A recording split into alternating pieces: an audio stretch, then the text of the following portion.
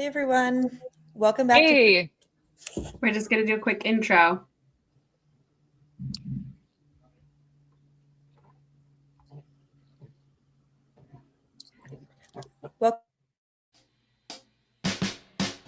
Welcome to Fertility Village. This is your weekly live talk show where community and support come together. With rotating hosts, expert guests, and meaningful conversations, we're here to guide you through the highs and the lows of infertility.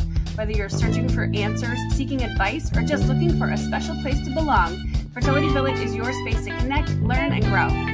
Because it really does take a village, and we are here for you every step of the way. Thanks for joining.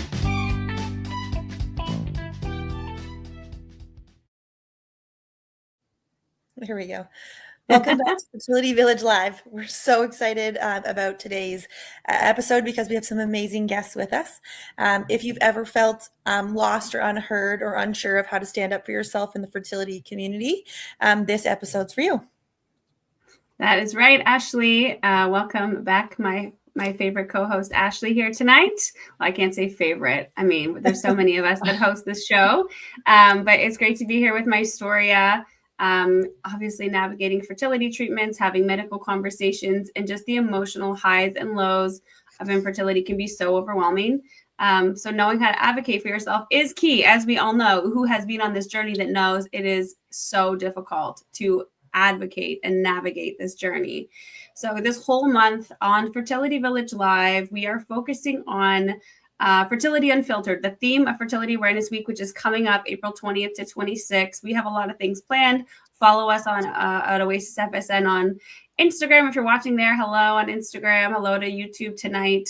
And we have so many things planned. So follow along. We have a open house coming up on, I believe it is on April 22nd, the week of Fertility Awareness Week. We are actively looking and recruiting folks to lead our support groups across Canada at Oasis. And so we are super excited to meet you, to chat with you, to share our vision with you, to talk about what we're doing at Oasis and how we're building community around the diagnosis of infertility and supporting one another through this journey. So please go check out our Instagram post and respond to Tiffany at oasisfsn.com if you're interested in joining for that open house. So sorry to steal the first couple seconds of this show to make that little plug for our open house. But the reason we're here tonight is we're just so excited to introduce you all here to MyStoria, brand new company that's in Canada that's so focused on supporting the fertility community. We have the same North Star. That's what me and Jess always say, you know, like all of the people who are part of our Oasis community could hugely benefit from getting to know MyStoria and the work that they do there. So we are super pumped about it. We actually have a discount code if you want to try MyStoria out for the first time and get 25% off your first month. It's Oasis X MyStoria 25. So definitely use that. Go check them out. They're going to tell you all about it. So I'm going to shut up now and I'm going to say, welcome, Jess and Carly. Thank you for coming tonight. It's so good to have you both here. Thank you for having us. Yeah, of course. It's awesome. I've been waiting for this opportunity to get you on. So we'll dive right in and say, could you just both tell us a little bit about yourselves, what brought you to MyStoria, starting MyStoria, and just maybe a little bit about your fertility journeys? For sure. So for me, first of all, again, thank you for having us. But for me, I went through a really long fertility journey in clinics in both Canada and the US, probably spent about $100,000 at the end of the day throughout all the years on fertility treatments. Nothing worked for us, and we walked away from treatments about a year and a half ago, I'd say. And I just found that the experience of as a patient going through it was pretty terrible, pretty hard to deal with, pretty hard to navigate, and kind of had a bit of a life crisis. Like, what does life look like after fertility treatments? And what's like my identity now? And what do I do? And it was like, you know what? I just feel like I need to solve for this. Like, you know, just dedicate my life to this and dedicate my career to this. So that's kind of how MyStoria was born, to solve for the challenges of navigating treatments. And then I met Carly because she was my nurse for a long time. I loved Carly as I was going through fertility treatment. So Carly and I chatted, and Carly, I'll let you take it away from here on your background. Yeah, so great to be here. Thanks, Jess.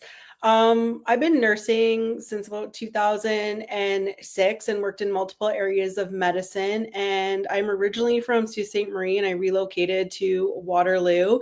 And that's how I got into fertility nursing in 2018. And I was really passionate about it.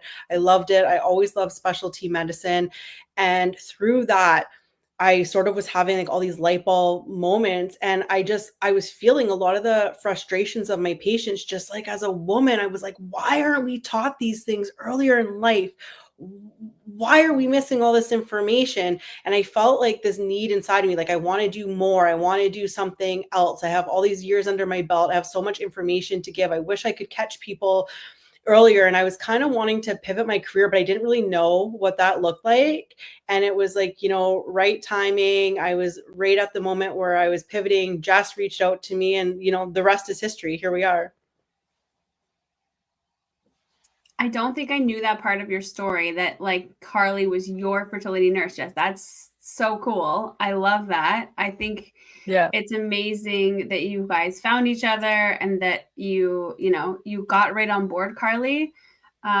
Incredible. I mean, what a great birth story, or like origin story for this organization. That's awesome. It was so weird. It's like, when you have that feeling, I don't know if any of you have ever had that feeling where it's like everything in your life has like led to this moment. It's like I'm in the right place. I'm where I'm supposed to be. I'm like, all the stars are aligning. Like I really had that feeling in that moment. Yeah, you're preaching to the choir, Carly. I'm over here like founding a nonprofit about like doing the exact same thing with people who I was in support group with from the very beginning. So 100%, I get it. And it's like such an amazing feeling knowing that, we're building something that's bigger than ourselves. It's going to support people for the rest of time, I think. And so, like I said, same, we're on the same track. So that's so cool. Very cool. Yeah. I'm so excited for this conversation. I'm someone who's been on this journey since 2016, so it's been a long time as well. So the importance of self-advocacy is something that I know very well. So can you tell us a little bit about what self-advocacy in the fertility space really means and why it's so important?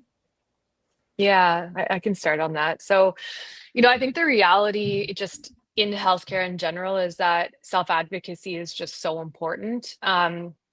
But when it comes to fertility and infertility and having gone through it like we all have here, that need really does double down.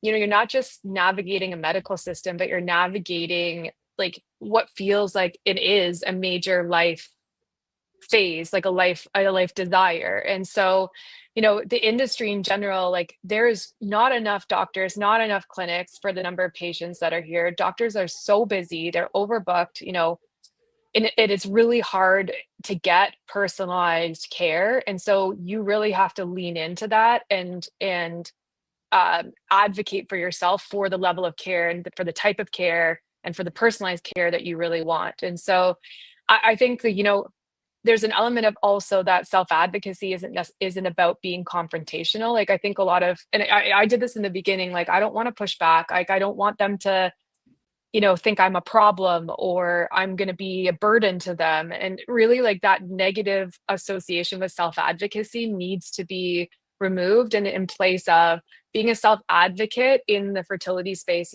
or in healthcare in general really should be seen as an ally to your doctor and your ally to your care team.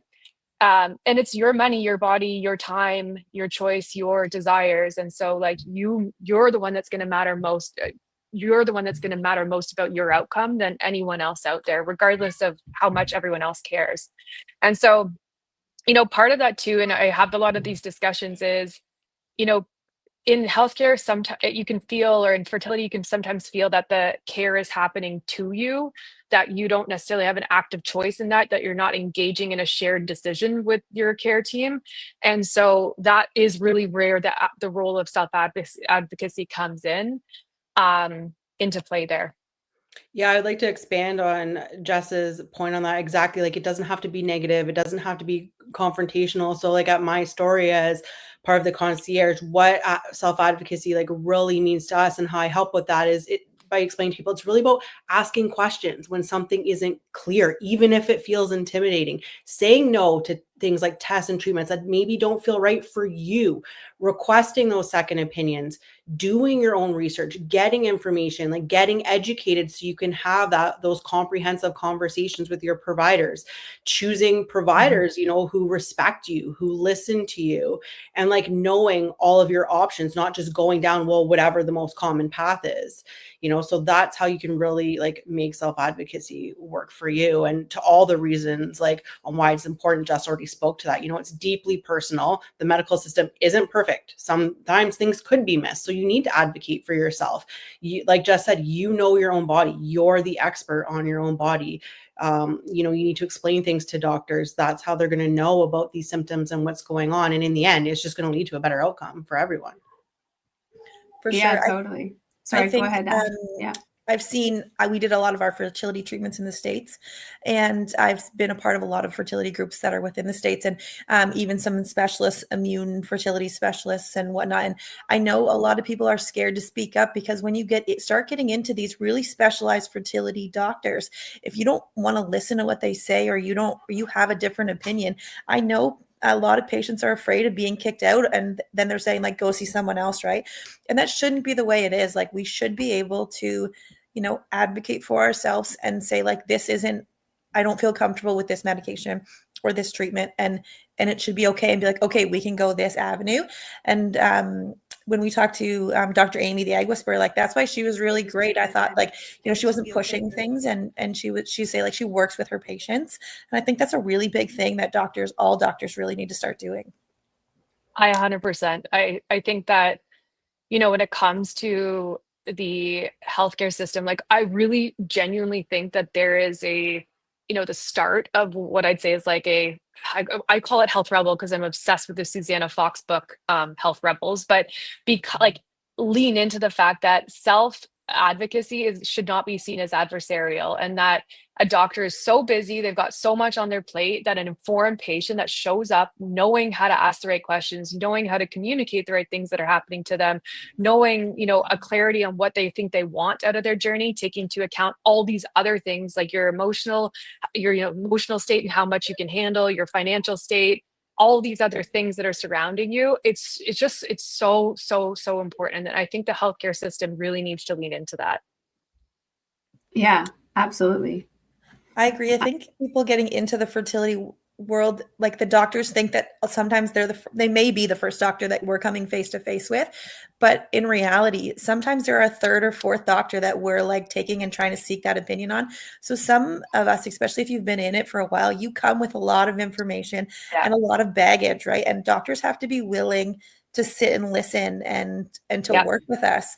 And it's like I said, we've been doing this since 2016, so we have an extensive history. So if you're not willing to sit down and review that and work with me, and you know, we've tried these things, we've done this, like we need something new and come up with something, I think that you're just going to end up back in the same boat. So if you can't do that, but I think we really need more people to advocate for us. 100%. Absolutely. Yeah. And earlier on. Yeah. Mm-hmm. We hear often in our support groups that people are afraid to, and you kind of alluded to this at the beginning, Jess, people are afraid to be honest or be the squeaky wheel, so to speak, because they're like, it's going to impact my treatment. It's going to, it's going to harm me. Like there's that fear that if I speak up or if I speak out or if I give a bad review or if I leave, what if it's just like this fear. This is such an intense emotional experience. And it's, you don't want to be the difficult person, the difficult client that, like I'm going to show up with donuts because I just want them to like me and be nice to me and give me a deal on my drugs, like it's that whole thing of, like trying, but it's a fine line and it's a slippery slope if you do start to like have a problem, right? And then, trying to navigate that when it is your healthcare and your journey and your potential family. And I think people often feel gaslit, like told, that what could happen could compromise their treatment if they're honest with their practitioner, et cetera, et cetera. So my question for you both is, what advice do you have for somebody who feels overwhelmed in medical conversations? Like, how can we help people in their journey and, get through that sort of those feelings in that time? Yeah. Oh, go ahead, Carly. Okay. Yeah, like I think it's definitely important to prepare yourself, especially when I feel like when you're more experienced in your journey, you have a few years under your belt, you kind of been through the ringer a little bit, right? You kind of know, and you kind of get a little bit of a tougher skin. But in the beginning, I feel like that's where people really struggle a lot because it's a whole new world. It's all this new terminology. Like your head is just spinning. It's just so much information. So I think when people prepare themselves, no matter what type of appointment really you're going to, you need to be prepared. So, it's good to like list out your questions and concerns and kind of prioritize them. Like, what's the most important things I need to know? So you can keep, if you get nervous or you're getting anxious, you can keep referring back to that, have like an outline for yourself so you can organize your thoughts. And like I said, prioritizing. So kind of like almost setting an agenda for yourself, like let the doctor know early on, like what your main concerns are. Like, I really want to make sure, doctor, like we focus on this. I need to know that, try and plan some logistics. If you have the ability where if you're scheduling an appointment and somebody asks you, like, when do you want to be booked? Take advantage of that because that doesn't always happen. But it's try and schedule your appointment at a time where you're not maybe insanely stressed for the consult or you're feeling like rushed and you got to get out of there so that you can, really focus on what's happening. Bring somebody with you. It's always good to have a second person because you miss things. And that person can if they just need to sit there and take all the notes, then they can. Yeah, that's such good advice. On your phone, like do that. Yeah. Ask if you can do that. Yeah. And I think gather like all the relevant information that you need. If you need to bring extra health records, extra tests, anything like that with you. And it would help. And, all this stuff like MyStoria helps with, especially like researching the basics, kind of like learning certain terminology. So when the doctor's saying new words to you, like hopefully you understand some of them, or even stopping and saying, I have no idea what you're talking about. Can you use a different word, please? So that you're not walking out of there being like, oh my God, he just talked to me or she just talked to me for 20 minutes and I only understood 50% of what they're saying, Yeah. And I think, sorry, go ahead, Erin. Go ahead. No. Okay. You go. Oh, okay. Okay. So I think too, showing up to an appointment and wanting to self-advocate and being concerned about it, like the kind of mindset shift that I tried, I mean, easy say, and it took me a long time to get into this, a lot of failure to get into this is like, I am the customer. Like, I'm not lucky to be there. I'm not like, I'm thankful that I've got the support and the help and that I'm able to get into it. But, you are the customer, you are paying for the care. You deserve the clarity, the respect and the partnership and the time that you need to feel good about your care. So, that is I think there's a mindset shift in whatever that looks like that you lean into on that. And then the other piece of it that I found was all to echo what Carly said is like, it's really hard to show up to an appointment or show up somewhere and self-advocate when you feel like you're in the dark a little bit, like not confident in yourself. And that's for a large part why we end up going on to and doing all this research behind the scenes and in our off time. We're managing work, life obligations, going to appointments, and then we're somehow spending all of this time as well researching, gathering our information, like talking to people in forums, like trying to get support. And like that is exhausting, but it is like really crucial to show up with some some structure, some understanding. And that's, again, like Carly said, like part of what I found was like, I'm so tired, I'm so exhausted, I'm like up at 3 a.m. with anxiety, like trying to like take my Zoloft to calm me down because like all of this has caused that. And then just being like, okay, I wish I could get some clarity because there's so much conflicting information online. And so part of that is really on, leaning on something like MyStoria to proxy the burden of that prep and that the clarity in that prep over to someone that can help you so that you can get some of your time and life back. But it's also just like really showing up and knowing your worth and knowing where you're at and just being at peace with the fact that like you are the customer and you deserve to have the type of care you want to have. Yeah, I love that, Jess, because it's like you're affirming your right to care. Like some of the things that you were saying, it's like those are like positive affirmations that you can say to yourself to kind of when you're nervous to pump yourself. I'm important. I have the right to care. I am the expert on my own body. I know what I'm feeling and experiencing is real. I have the right to refuse care. Patients have rights. You are the customer. Yeah. You have a right. Like, so saying things to yourself to like pump yourself up, Yes. that confidence. Totally. I feel like we could create an audiobook with all of this stuff in it. So you're starting fertility treatments. We can call it So You're Starting Fertility Treatments and include all this. I like to call it, I would like to call it an awkward girl's guide to fertility treatment, because it's just, it's such a like clunky thing to filter through. But like back to this idea that this is private healthcare at the end of the day.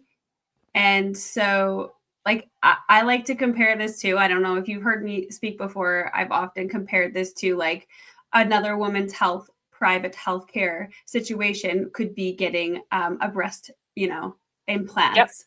And if I was going for that private healthcare treatment, I would be treated like a fucking queen. And so knowing I would be like the roll out the red carpet. I don't know. I've never had it done. So I can't compare actually. So for those of you that are out there that are like, yeah, preach. I don't know if it's true or not, but I just feel like in those situations where, you're so cared for through the whole journey, and like, that's just boobs. We're creating freaking humans over here, and we're getting treated like like we're going through a cattle call. And so this is like why I'm so pumped about MyStoria, because it's time. Like, it is time to have some like space for advocacy and for us to have a voice in our treatment and in our care. So Ashley, I'll let you move on. Sorry, go ahead, Jess. No. I could talk about this forever. I'm sure it'll come up in another part. We can move on to the next one. I totally agree. This one's kind of linked to what we were just talking about advocating for yourself and knowing what questions to ask. Do you guys have any key questions that you feel patients should be asking their doctors? So, Carly, run with this. I know you got a lot of thoughts. So many questions. We actually have like resources for sure on MyStoria, because this is like a big thing. So it needs to be individualized, right? To each person, kind of where you are in your journey. Like, it all depends. So like, if you're at the very beginning of your journey, you're trying to vet a clinic, there's multiple questions you need to ask, and you need to like categorize them so that you're getting sort of like a 360 view of the clinic. So you really know if you want to do your treatment there. So that's asking questions about like the clinics, the doctors, like their expertise, their credentials. Like, are you REIs? How many doctors do you have? Do you specialize in certain things?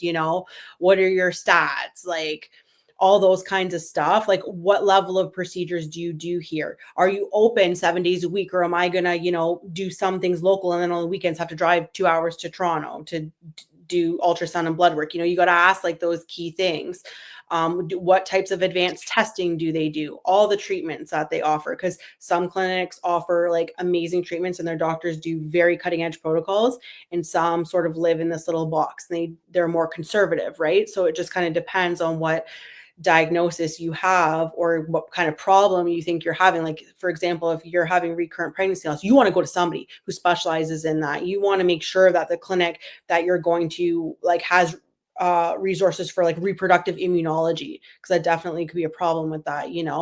What's their approach to patient care?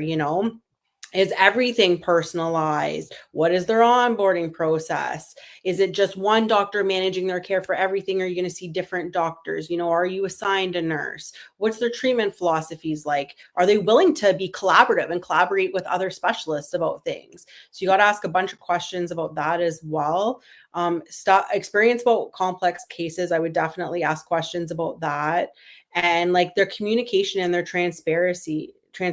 Like, you want to ask, what's the schedule for follow-ups? Like, how often are you going to see the doctor? Do they have a rule like, okay, you need to have a follow-up appointment, like minimum every 3 cycles, plus we're going to review every cycle if it fails, we only do this much treatment. We're not just going to let you do 10 cycles with no follow-up. You want to talk about that. You also want to know the communication protocol, kind of like with the nurses. Like, if you're in cycle and you have a question, like, what are their hours? Do they have an after hours nurse? What is the time frame on when they usually get back to patients? That's super important. If you're struggling and you need answers, you want to look into the reputation and the research as well. But if you're a person who's going for follow-up, you've already done that, you've already vetted your clinic. Well, that's a whole different set of questions. So if you're just following up on your initial testing, you really want to know, like, number one question, what is my diagnosis? Is this the root cause of my infertility? What additional testing should I be looking into and doing? Are there other lifestyle changes and supplements, other things I should be doing, other practitioners I should be referred to, and then you got to get into the treatment planning. What treatment do you recommend first? Why? Why is that treatment best for me? What are the success rates associated with that treatment plan in somebody with my diagnosis and my age?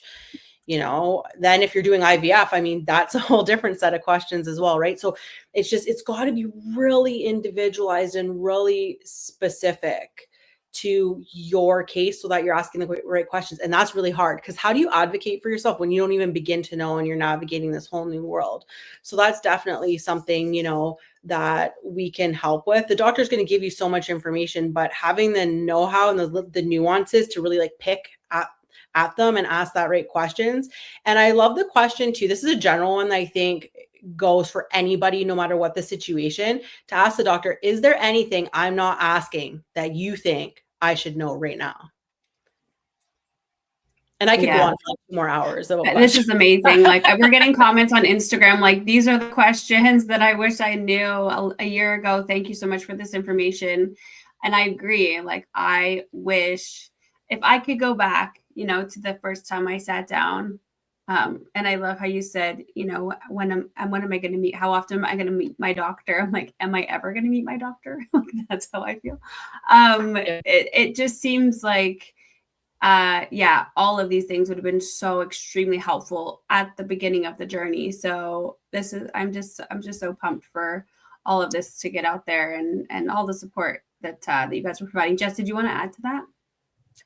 I mean, Carly covered a lot of it. I know there's a lot more, but I think the only one I'd say is that it's also, okay to sit there in a call or meeting and just say, like, can you slow down and like explain this to me? Like, I don't understand it, and I don't understand why you think that. And like, is this based on my particular history? Because I felt like I got to a lot of appointments and it was like, I had a follow-up call and a miscarriage, and the doctor didn't necessarily know why I was on the call, and it was so, and what my history was. So I think that those are two, other and things all to of add. like the answers that we often get is like, well, that was just bad luck, or sometimes cycles fail, which are all truths, but with no follow-up to like, we could try this. Or like, sometimes I feel like we just want options. We just want to like, I want to just choose my own adventure in this story. So sure, you can make your recommendation and you can say, like, I mean, in my case, it was, you should, do a surgery and try and find sperm, even though they'll probably never be usable. It might be a complete waste of money and time. That's an option. That's what I would do. But like, you don't have to do that. That's not our recommendation. We're just giving you all of the informed choice, all of the information so that you can make the right choice for you and your future and your family and your budget and your marriage and your ability to continue or not continue on because of your mental health situation, all of those things. So I just think that, all of those things. And I mean that, like, just keep trying. The doctors who do the same thing over and over and over with no change to protocol, no change, no questions, no nothing. It's like, well, we'll just keep transferring. Eventually something's going to stick. Like, how about we dig a little deeper? How about we ask more questions? How about we do more testing? And because this is like our money that we are putting into this journey, right? And so how can someone push back effectively? I'd love to hear from you both. When they're feeling like stuck in this sort of feedback loop of, I don't know if that's the right terminology, but of, we're just going to try again. We're just going to try again. We're just going to try again. When is enough enough? When can we say no? And how can we push back and get the like support that we need from our physicians?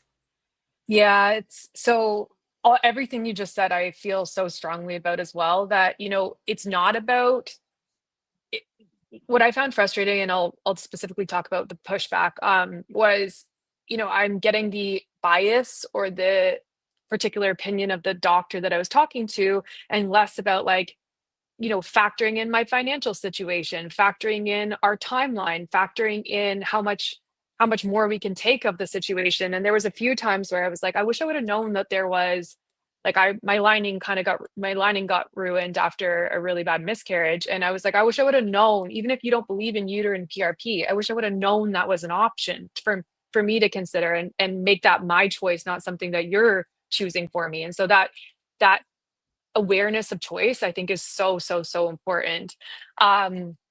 On the, pushing back, or like when the doctor says, well, we'll just try again, or we'll switch up it a little bit. And there's that like gut feeling that, I feel like I need to change something else. I feel like there's something else going on. That gut feeling is something like, if I could go back, and I know we have so many I wish I would have known, I would have pushed on, and I would have like leaned into. And it always is met at least for me, was met with a bit of a sense of desperation. Like, in order for me to test or try something different, or think about something, or save the money to try something else, it was like, oh, that's another cycle that I have to wait. And that's like another month that like, I don't know. And I have to live with this like black cloud over my head. And I still haven't like quite moved past that emotionally, but that like feeling of like the urgency to just like want to get this phase of the fertility journey over with was so prominent, that when the doctor was like, let's just try this, for a long time, I was like, okay, cool, let's do it. And then I was like, okay, I'm $50,000 in, and, emptying all the money that we have and setting our financial life back. Like, I need to take a step back and make sure I feel like the care is the right path. So, the just keep trying is annoying, but in terms of pushback, interestingly, I had my IVF cycle, and then I had a month off to like recover. And then I had, I asked for the Emma Alice ERA. This was quite I don't know, 5 years ago or so. And the doctor said to me, and asked for Receptiva DX, because I was like, well, you're in there anyways, biopsying. And I heard on Dr. Amy's podcast that Receptiva DX was a thing. Like, can I do that as well? And I remember her saying to me, we typically don't do that unless you have like 2 or 3 miscarriages. And then it builds like that lack of trust erodes when it's like you trying to say something and it actually exists, but in their mind, it's like, oh, well, I'll only bring that up unless you have 2 miscarriages or 3 miscarriages. And in my head, I'm like, that is an $8,000 embryo. Like, I just want the option to know that I can do these tests and increase potentially my likelihood, or that they're trustworthy or they're not trustworthy, or whatever that is. If you guys can hear my dog barking, please let me know, and I'll so, at pushing back. Okay, perfect. Pushing back on, I've heard just keep trying before. I'm still not pregnant. I want to try something else. I don't want to just do this. Like, can we take a cycle and do testing? And I have a list of testing things that I want to try. What do you think about these?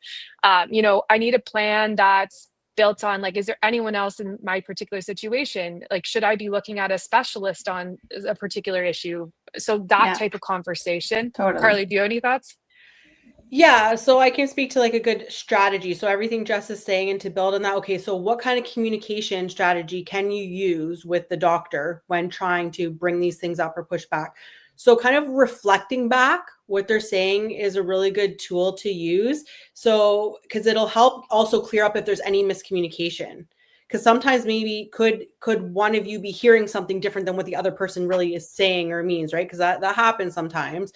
So reflecting back what they're saying to them so they can also hear it. So if they say something unhinged, it's like, yeah, that's right, you just said that to me, and then following that up with like an open-ended like question, but using like not necessarily aggressive, but assertive language to steer things back to like your own needs. So some examples, I've been trying for X amount of time. I'm concerned that something more might be going on. What else can we do to rule that out? And then you could add on what Jess said, I've heard about this biopsy, that biopsy. I want to do that.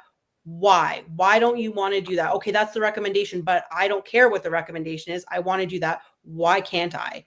And then, if they're giving you no, that's when you're logging this stuff in your head or you're writing it down, because you could be like, hey, red flag, I'm going to pivot and find a second opinion, another doctor that does offer this, You can also say something like, can you help me understand the reasoning behind what you're saying, especially given my age, my symptoms, my history, so that individualized portion. So it's like the cookie cutter here. Yeah. Stop with the broad strokes. We're talking about me right now and everything that I've been through.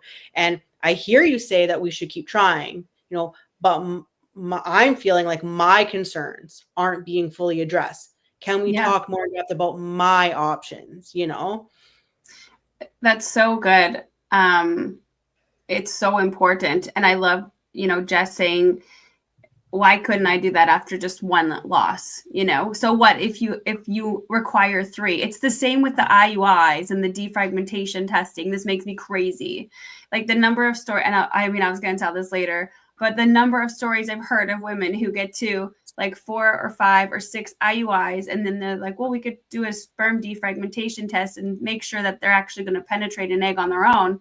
And then they do that test, and it's been a waste of a year and money, because one test we could have done at the beginning that I didn't know about, or I wasn't allowed to do because the clinic rules or whatever are this many IUIs before you move on to IVF. And that's when they do that test. Like, just knowing and being able to ask those questions earlier, it could save us so much time and money and stress and disappointment and loss of hope and marital problems and all of the things. And so it's so frustrating to not have the options that we could at the beginning. So I don't know about you guys, but I've been like mildly obsessed with Mel Robbins lately. And she has this 5 whys rule. She calls it the 5 whys rule. So like you ask why 5 times if you're trying to solve a problem or get to the bottom of something. So I think we could apply that to this. And, if it's like, why? Well, get an answer. Why again? Why again? Until you get to the actual root of the thing. I think that could be, that could really work. I love that. Yeah. Just like, go ahead. I was thinking just quickly, the other thing too on these like pushback is, I a little bit more of an industry term that I've learned as of recently is like the social determinants of health and healthcare. But I do really feel that, the conversation around what your budgets are, what your goals are, what your timeline is, like all of that does need to be factored in, because it does change. Like I had Gonal-F shots during IUIs. Like I wish I would have known that the $2,500, $3,000+ cycles on that had such a low percentage of success with our diagnoses and whatnot. And like I wish I would have been given the option to like, hey, there's different ways of approaching this. So I really do feel like that needs to be factored in more in the early stages of your engagement with a clinic, and reminded them of that. Yeah, I just wanted to add on to that.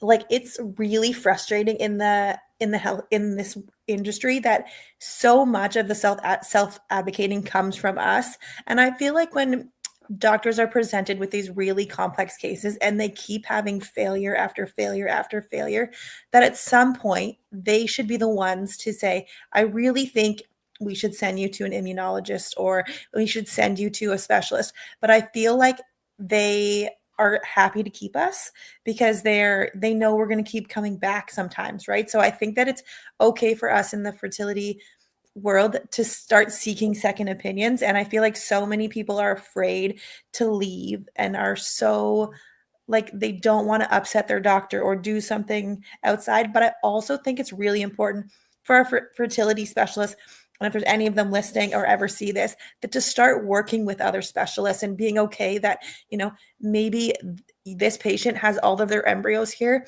but they're going to work with this doctor who's going to create their protocols because we've tried 7 times. But because once you start transferring embryos and you start trying to do these things, those are all fees that are still adding up for these individuals, right? So if you can work within the clinic that, their transfer rates are fine, but I just need to try a different protocol, or you maybe, like you said, the PRP, and go somewhere to a different clinic that offered that and have that done and partner with these clinics. I think that needs to be more open, and it shouldn't all be on the clientele, us going through it to have to advocate and keep pushing for doctors to want to work together and for us to have all of the options and everything open for us.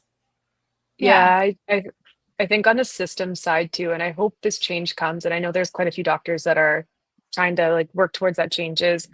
I spent like $400 US on a second opinion, and then I took it back to my doctor, and it was like, just, okay, no, we don't do that, or we don't think that, or that we disagree. And then it's like, okay, now what? And so I think it's on the patient to own like what we want to do and like be clear on that. But also the system, to your point, Ashley, needs to step up and accept when we do lean in that we're heard, and that these are factored into, and that makes everything easier as well. Yeah, there needs to be collaboration on complex cases. Anything less Totally. is just unacceptable at this point. There's doctors out there willing to do it. They're willing to collaborate. They'll be like, "Yeah, I'll write you a protocol. Yeah, I'll do this." And they'll do it. And then like Jess said, then these doctors are saying no. And it's like, but why? Yeah. Why? Why don't you want to be better? Why don't you want to learn more things? Mhm. I'm Advance not your like, practice. Like, yeah, 100%. I'm not like comparing fertility to like my like dog, but at the same time, I just had like a whole situation with my pup where I went to a vet and I wasn't happy with the care, and it was so easy for me to just be like, "Bye, I'm going for a second opinion," and then I got them to confirm what I thought and got like anyways, it just felt like a similar sort of, it's a medical journey. It's still for a person in our family who I know it's not the same, but I'm just saying, like, it's the same idea. And it should be able to be that easy for me to be like, no, I don't think that, like, my gut is feeling this. We're having these other symptoms. I think I want a second opinion. And then it being that easy to just grab my records, send it over there, and get the care that I'm looking for and that I'm paying for and that I want for my family or for my situation. 100%. So, yeah. 100%. All right. So we know the fertility journey isn't just medical, it's deeply emotional. So, how can people advocate for their emotional and mental health during this process? Yeah. So honestly, it's like emotional warfare trying to go through it. Like it is Mm-hmm. so hard.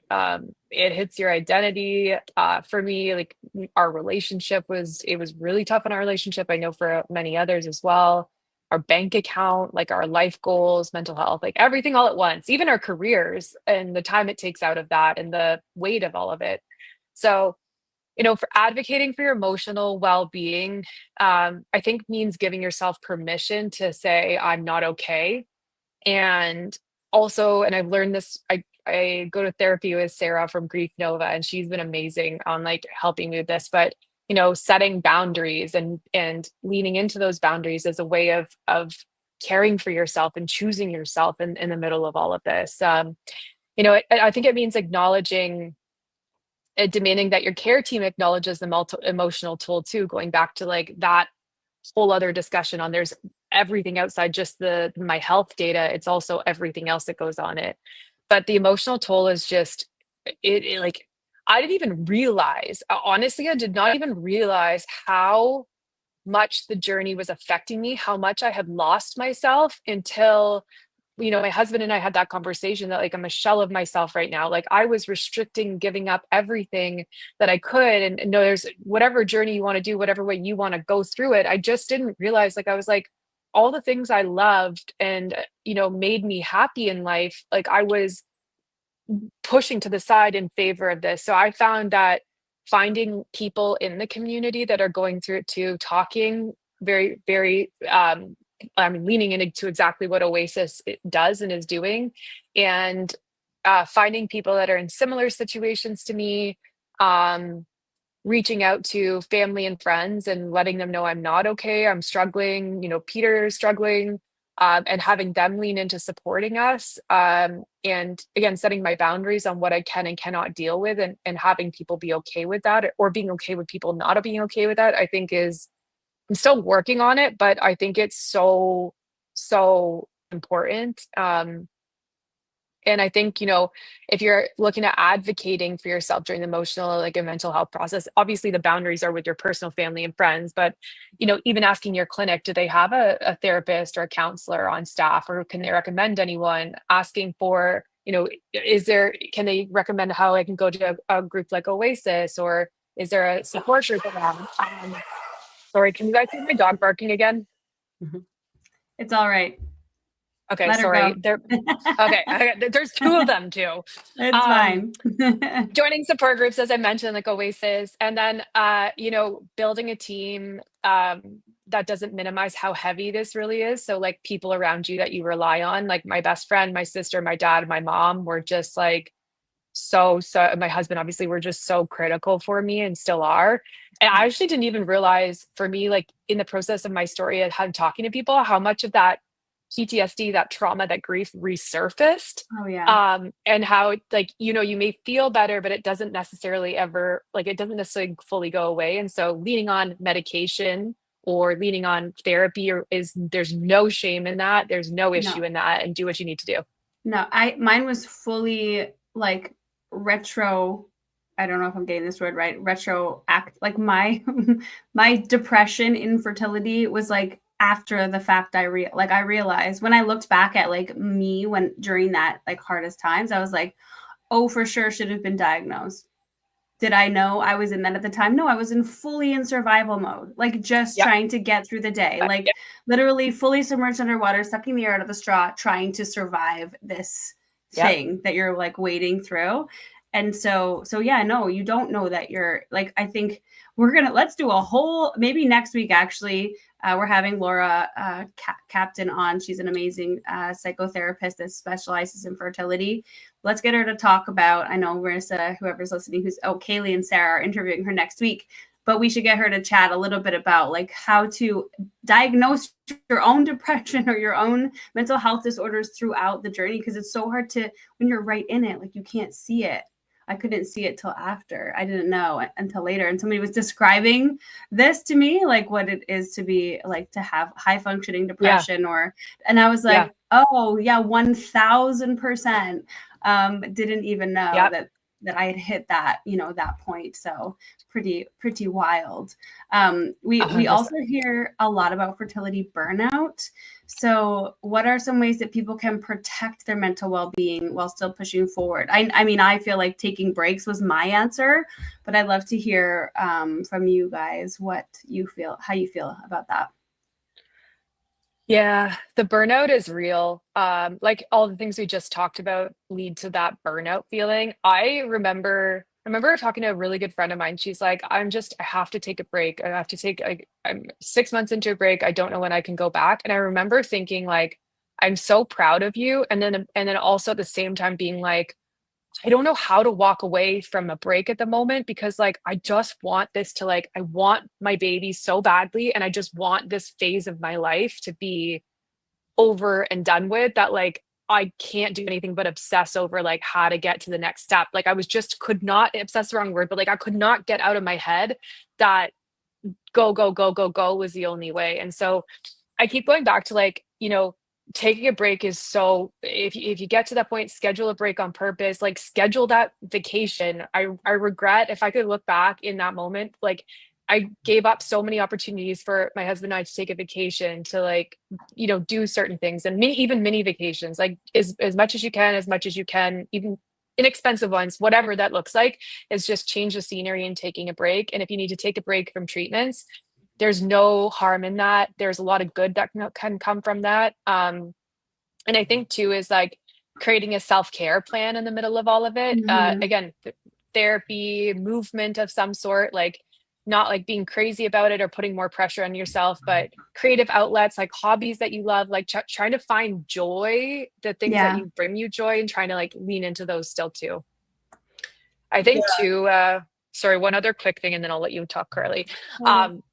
I had a really tough time with setting boundaries, like a really tough time. And so even like 7 months before Christmas was coming, because we had lost our twins just before Christmas, I was like, I'm already dreading who's going to be at Christmas, what Christmas is going to be like, do I have to be there? And so I feel, and like a friend's baby shower, I'd be dreading it for the months leading up, or the anticipated months, or the anticipation of someone announcing a pregnancy. And so I feel like it's that like being okay. It's okay that you're creating this like circle around you. It's okay if you need to kind of into the yourself and your boundaries and your social boundaries, and that helps too.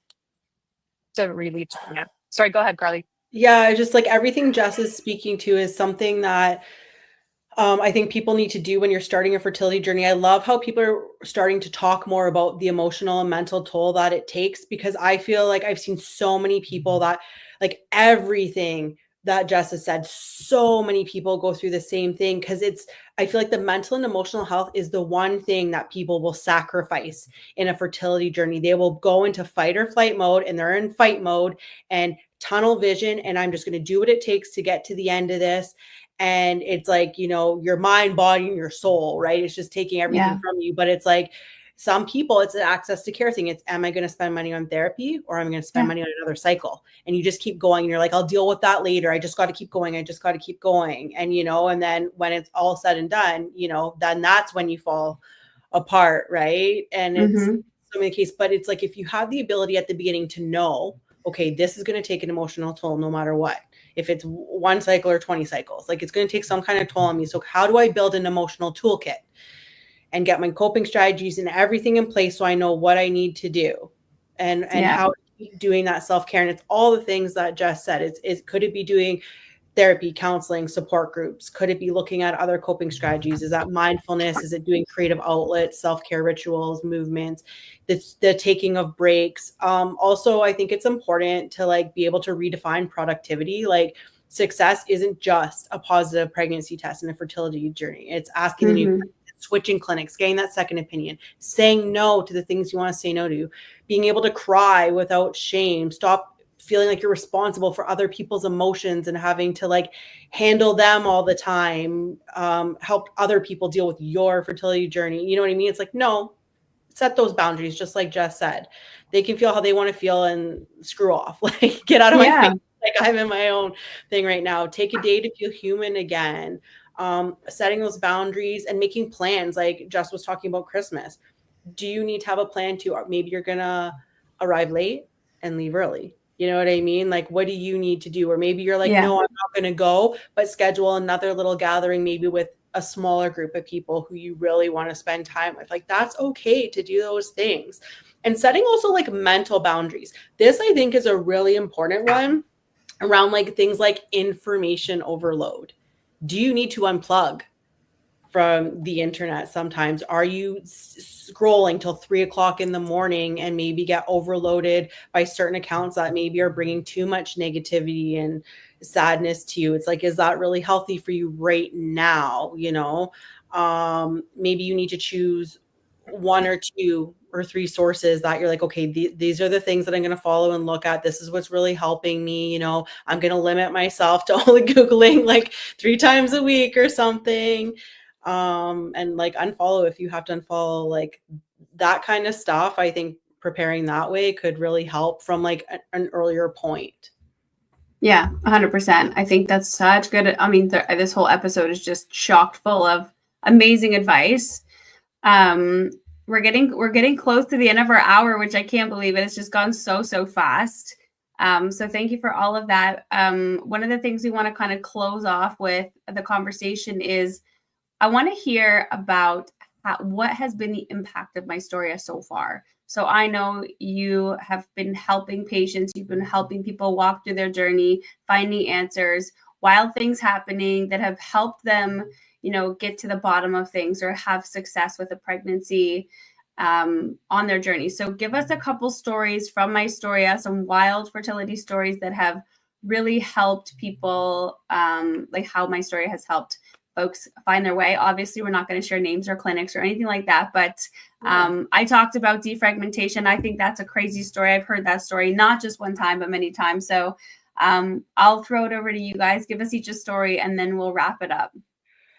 All right. So I'll give you a couple broad strokes on some like big wins I feel like we've had. I was able to talk with someone and go over cycles with them and found some particular things regarding hormone levels and follicle growth in an IVF cycle, gave them some questions to go back and ask their provider. And there was unpredictable ovulation during an IVF cycle, which shouldn't have happened based on what was going on with the hormones. It should have been recognized maybe potentially a little bit earlier. So I was like, ask about this, like zone in on these things, these hormone levels, say this, do this.